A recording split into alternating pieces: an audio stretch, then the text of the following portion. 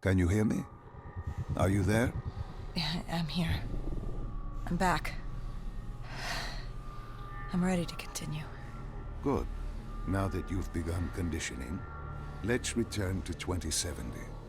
After Coalescence collapsed. You were trapped in Singapore. With quarantine zones unlocked all over the world, we couldn't raise WA command. If we were going to escape, we had to improvise. We turned to the 54 Immortals. They were dangerous and unpredictable, but they were no enemy of ours.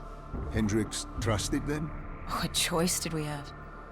If we wanted out of Singapore, we had to go through the biodomes. We had to go through the Immortals.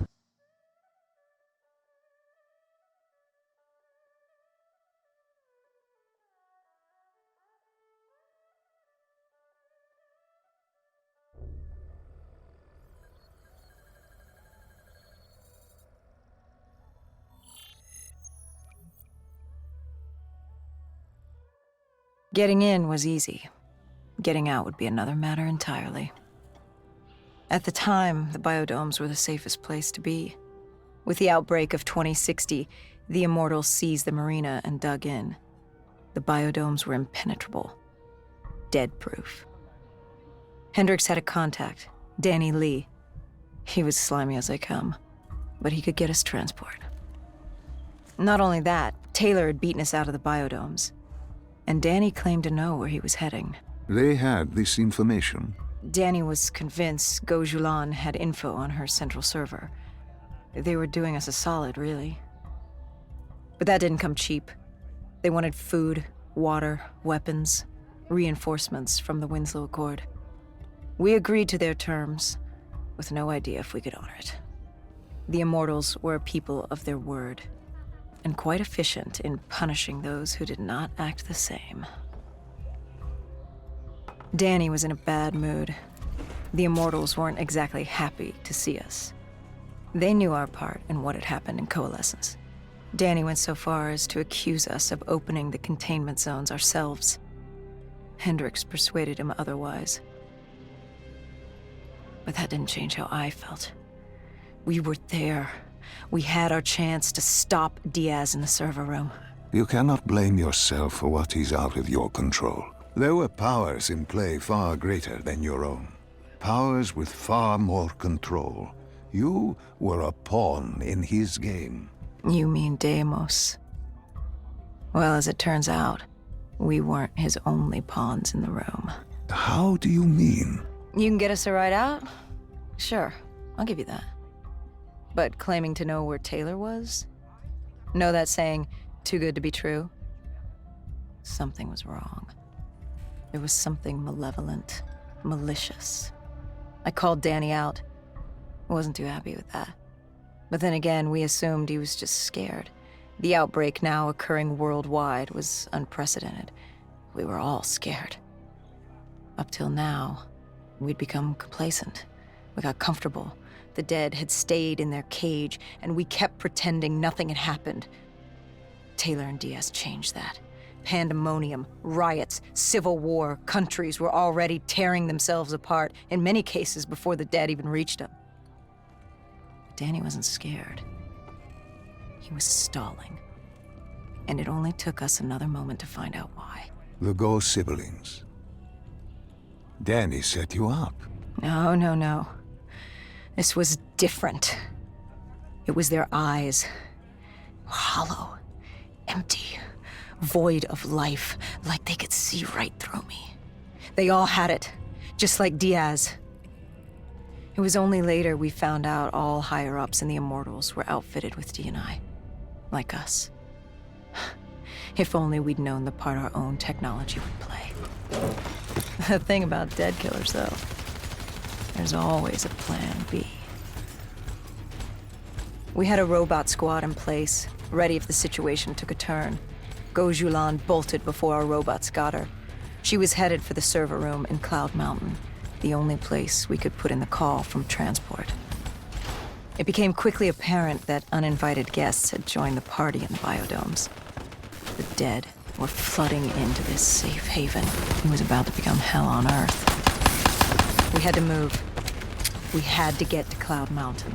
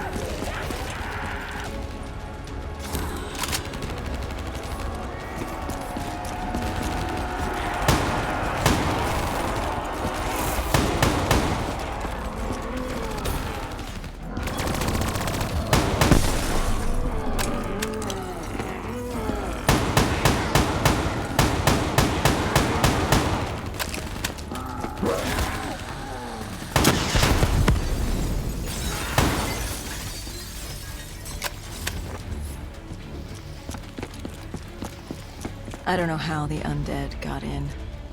A forgotten open gate. A child's mistake. A poorly nailed board over a window. It didn't matter. It was spreading fast. We were already outnumbered 20 to 1. The remaining humans scrambling away or locked in their homes.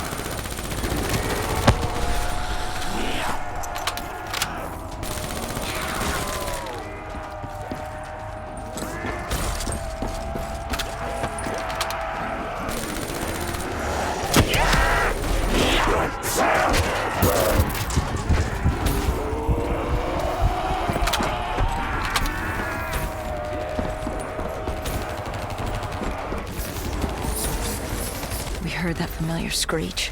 Parasites, mutated creatures born out of 6115 were flying towards us.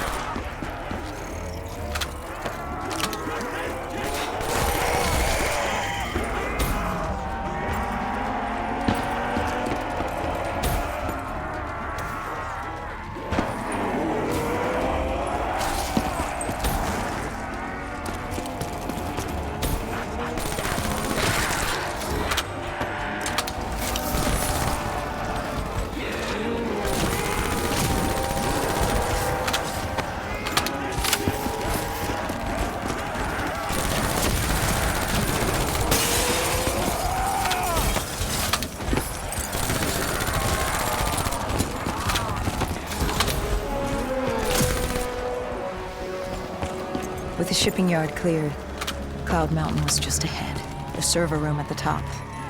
We had a long climb ahead of us.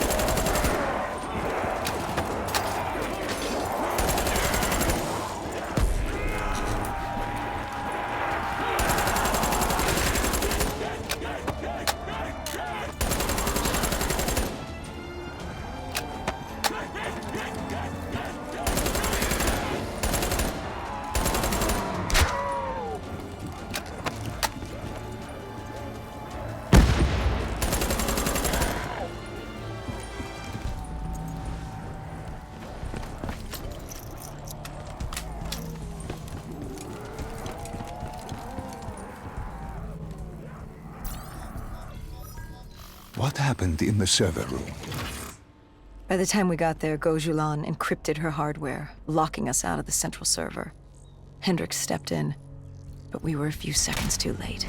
Damage was done. Why did she lock you out? It didn't make any sense. Sure, we weren't on the best of terms, but this wasn't her. Something else made her do it. Something was controlling her. The encryption used a biometric hand scan. Hendricks tried to unlock it. But the Go siblings were smart. They'd set up an access system requiring both of their hands for authorization. And her brother was shredded with bullets back in the bar. We could hear the horde coming, and we only had one sibling. But she did have two hands. You chose to cut off her hand. Why? I hoped the biometrics were interchangeable, allowing the siblings to use either reader. If we were calling transport and getting out alive, it had to work. Lucky for us, it did. Hendricks interfaced with the system. He was able to raise WA command. We needed a ride out ASAP. They had a VTOL a few minutes out. Rendezvous was set for the top of the dome. But Hendricks wanted to know what Gojulan had on Taylor. Anything, even the smallest detail, would be helpful in picking up his trail. That would take some time. And time was something we didn't have. Hendricks searched the archives.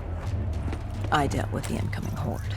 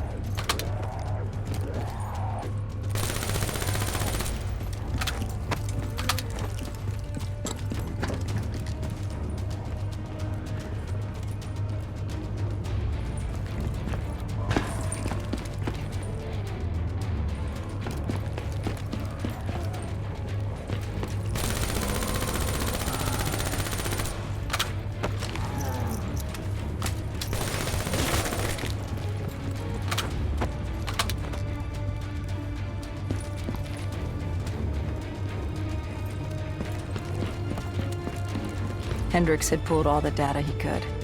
I hoped it was enough. Our pickup was in position. It's time to get the hell out of here. Our bird wasn't alone in the sky. Our VTOL had caught the attention of an old automated wraith. We needed to find another way.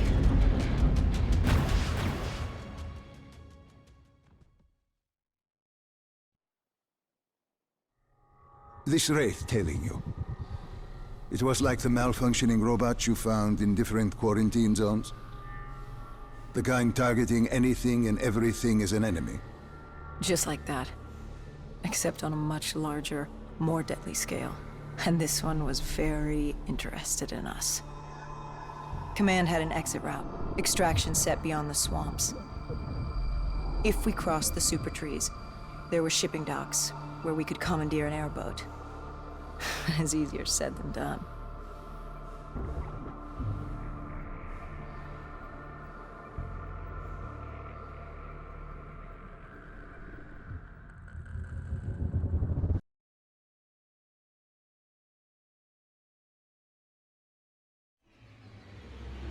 Between the flesh eaters and that wraith eyeing us, the super trees would be no walk in the park. We had to haul ass and stay out of sight. But they weren't our only concern. Winslow Accord picked up chatter ahead. Apparently, we weren't the only humans using the docks to escape.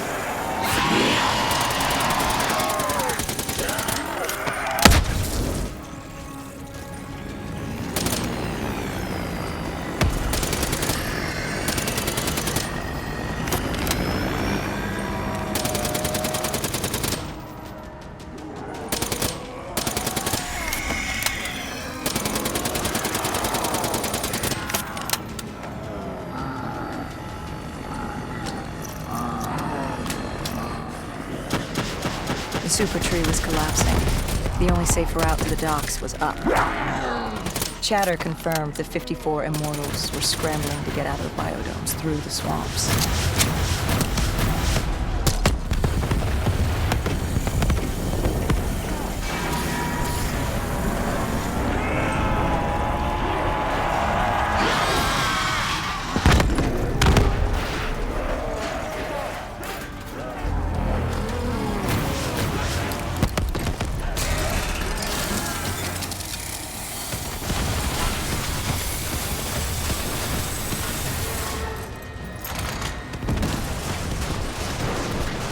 From the sound of it, they wanted us dead as much as the flesh eaters did.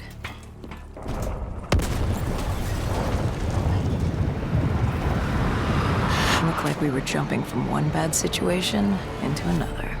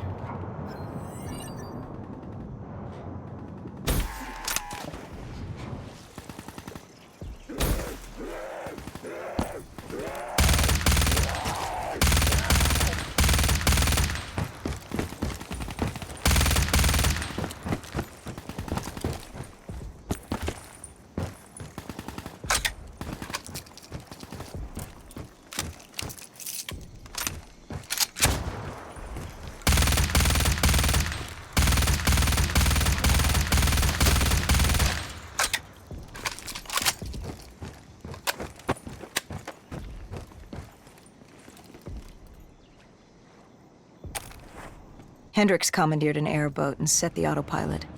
We had undead on our ass, and more 54I ahead. And that rogue wraith wasn't done with us yet.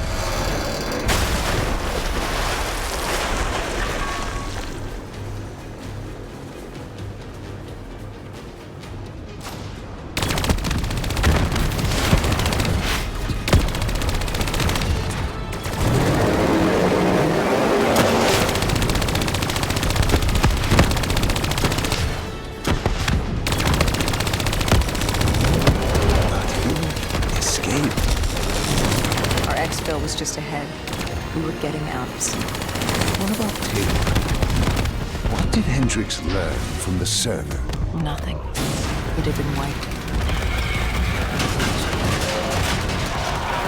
Taylor was in the wind. And the virus, 6115, wouldn't stop this time. The Winslow Accord and CDP had been thrown into chaos. We'd lost Hong Kong, Berlin, and Cairo. And it was just getting started.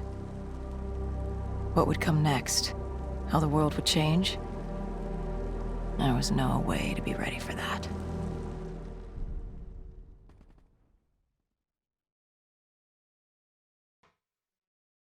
"5 years. 5 long, dark years. Opening the quarantine zones did exactly as we feared. And by 2075, what was a contained situation gave way to anarchy. Humanity's numbers had been reduced to a few hundred mil scattered across the globe.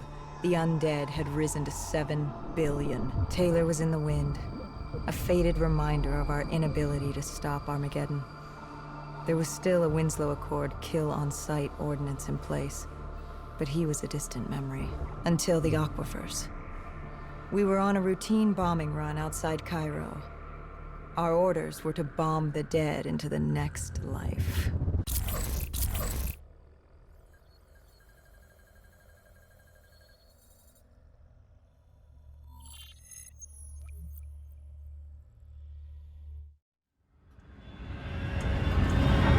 Our target was a Catardus colony. They'd taken over a refinery. It was a well-armed facility protecting them and the dead they worshipped. Top priority was to cut off their comms and leave them in the dark. But first, we had to clear out their defenses.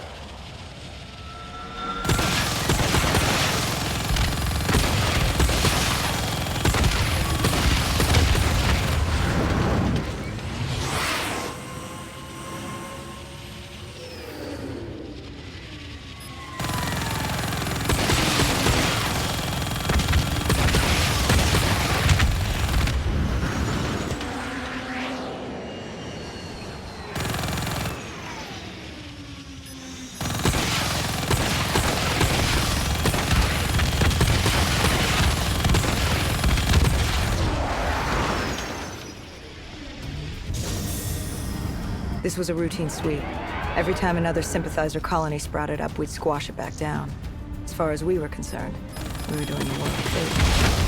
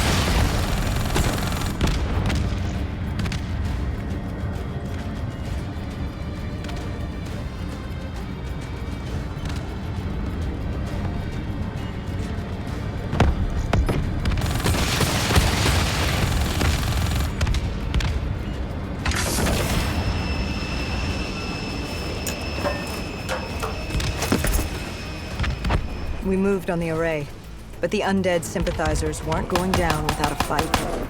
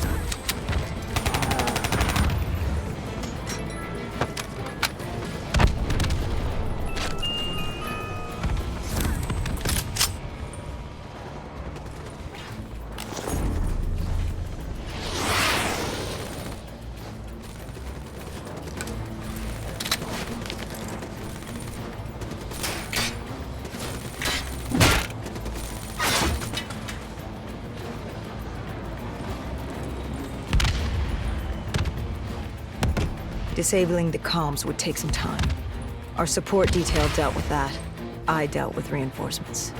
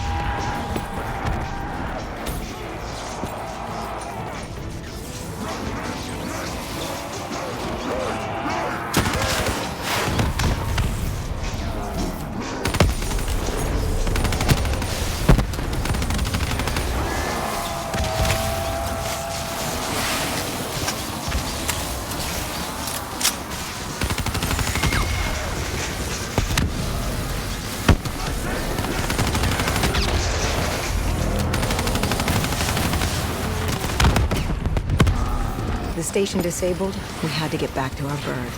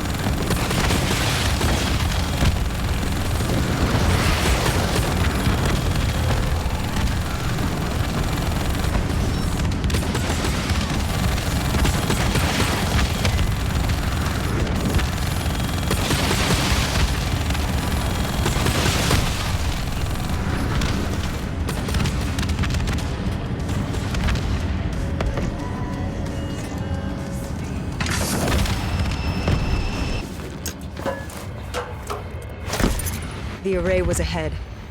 Bring it down, we'd be one step closer to eradicating this colony.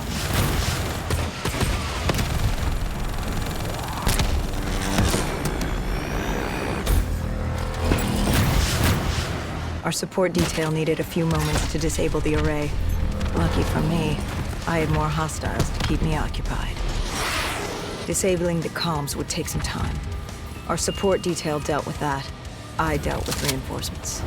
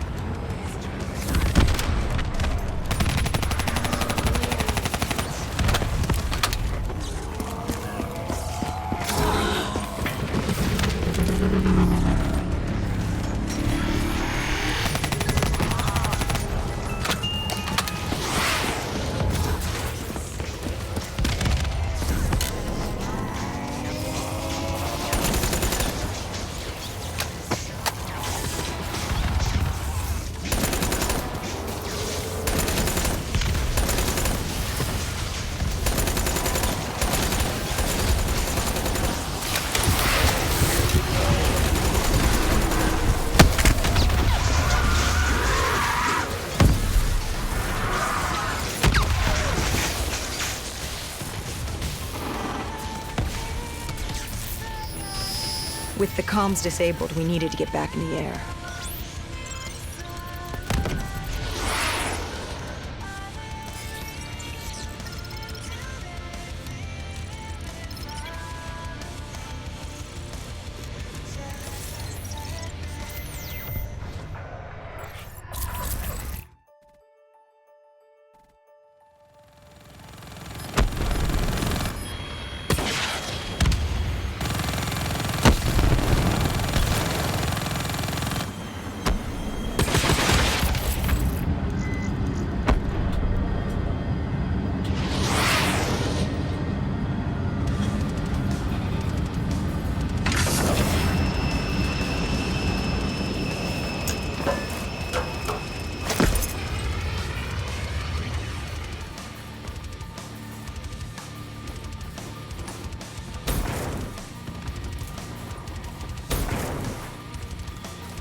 With their comms jammed, the next step was to breach the control room to take back the facility. There was access ahead. I just needed to get through the flooded room in front of me. Our support detail insisted on coming with. When you were swimming, something went wrong. Our DNI. There was a malfunction. What did you see? I saw... I was drowning. I thought I heard... This is not your time. Get back up. Do not trust him. Everything is not what it seems. What did you hear? Nothing. I couldn't make it out. Get up. And I woke up. Someone pulled me out of the water. Someone saved me. Saved you? A guardian angel. Someone watching over me. My support detail. She got through somehow and pulled me out. She brought me back from the brink. She said it wasn't my time. My work wasn't done. I had to stop Taylor. I don't know how she knew. It didn't make any sense. Did you know her? This woman? No. I'd never worked with her before today. And yet she knew about Taylor. She knew about what happened. And you're sure she was there? What? Why? You think I made her up? You yourself said your DNI systems were malfunctioning. What? You gonna tell me I'm crazy next? I know what I saw. I did not make her up. I didn't fucking imagine her. Did she have a name? Of course she had a fucking name. The Guardian Angel. She said her name was Kane. She told me she'd help me get through this. She said we had to move. Control was beyond a server room ahead. If we were going to take the refinery from these dead sympathizers, we needed to clear it out. If we couldn't, we would be on to Plan B. Plan B? Plan bomb this shithole to hell.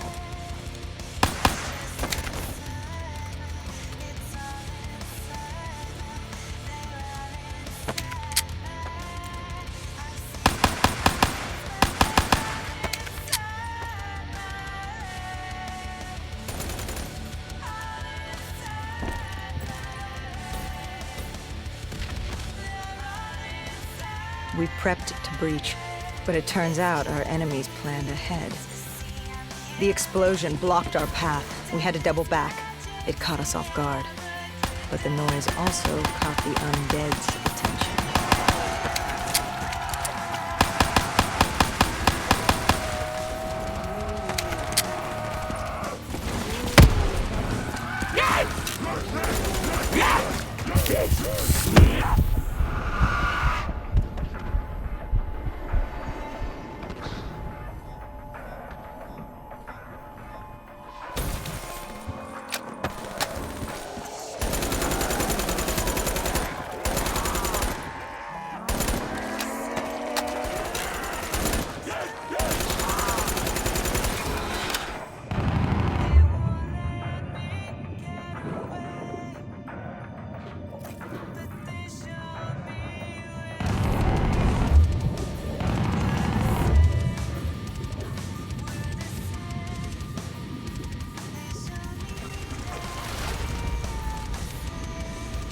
We regrouped with our allies. That's Egyptian Army Lieutenant Ziad Khalil, friend of ours. He was durable, seasoned. He defended his home through undead wars. He wouldn't go down without a fight. What was the plan? Khalil would move on control from the exterior.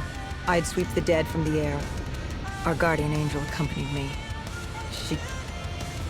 She told me the answer to finding Taylor was on this refinery. Why she thought that. How she knew that. It was surreal.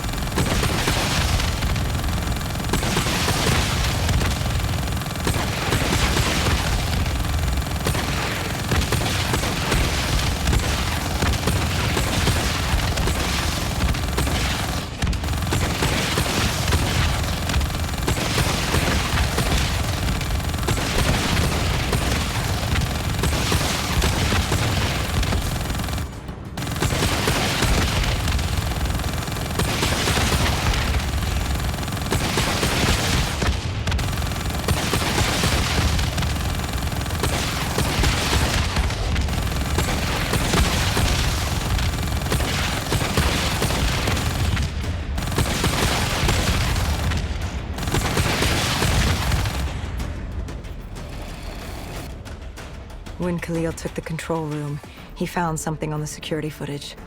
Something we needed to see. Taylor. Like seeing a ghost. We just stumbled upon him. This wasn't just a Cotardis colony. This was Taylor's hideout. They were already evacuating Taylor.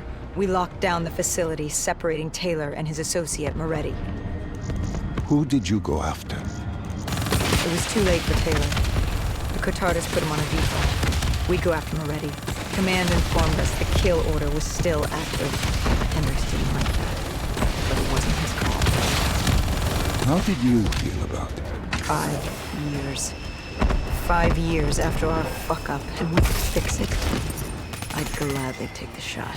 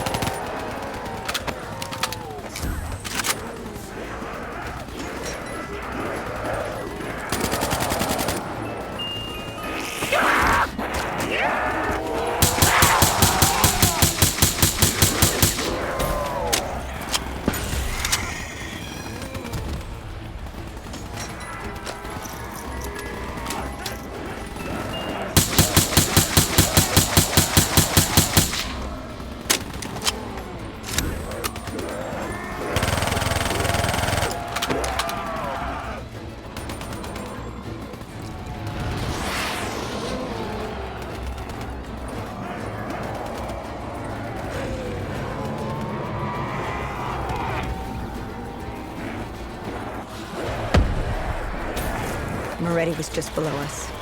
If we were gonna get him, we'd need to take a shortcut. Shortcut? A leap of faith.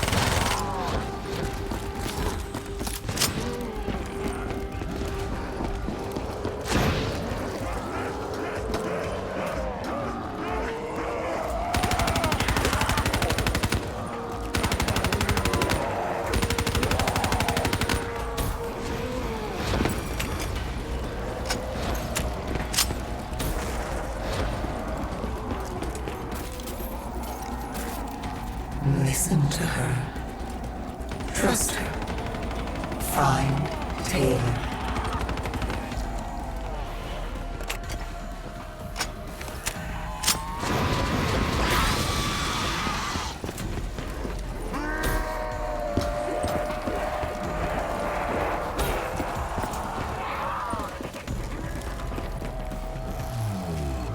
How was Hendricks coping with the change of plans? He was upset. And why wouldn't he be? Command wanted our friends dead. He wanted to bring Moretti in alive. But that wasn't all, was it? No, Hendricks had been different since Singapore. In what way? Every way. Aggressive, angry. He was losing perspective. And something was just off. I should have known what happened. How could you have known? Even if you had, what could you have done? You seem so certain of his intentions.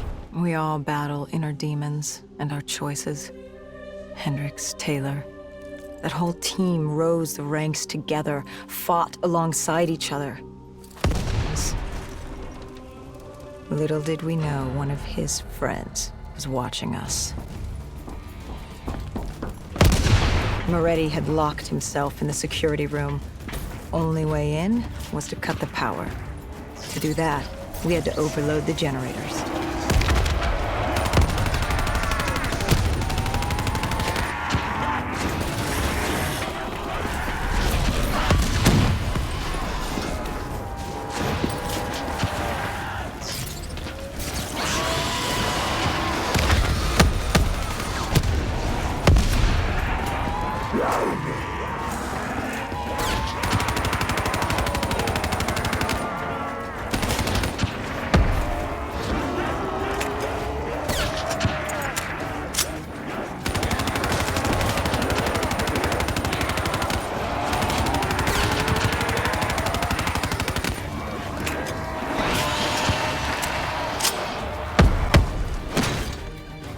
You cornered him.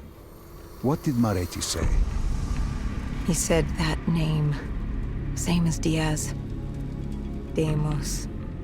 He said if I wanted answers, I had to find Damien Bishop, a man we both knew from a past mission. Bishop could help stop Deimos. But first, I had to kill him. He kept saying, "This isn't me. This isn't me." He kept saying Deimos made him do it. So I granted his last request.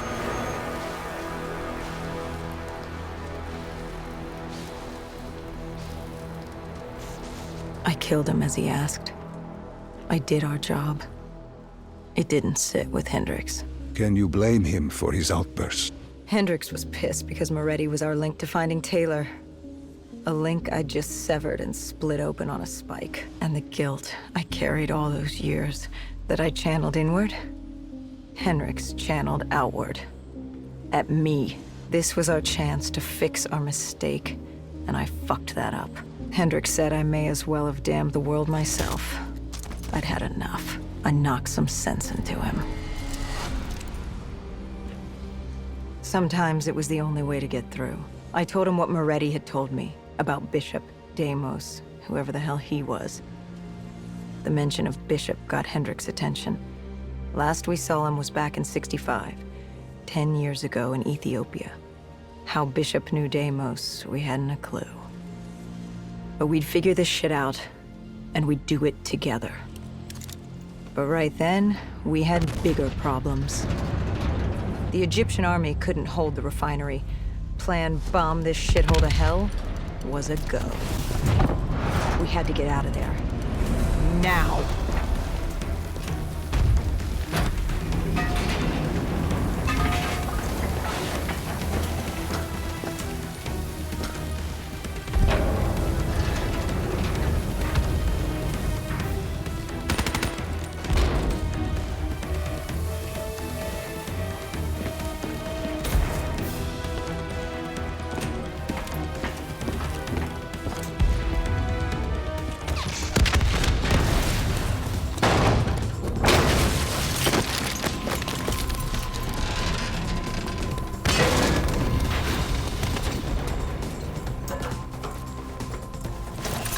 We lost Taylor, but we had a lead. Moretti said Bishop could help us find Deimos, which meant he was our next stop.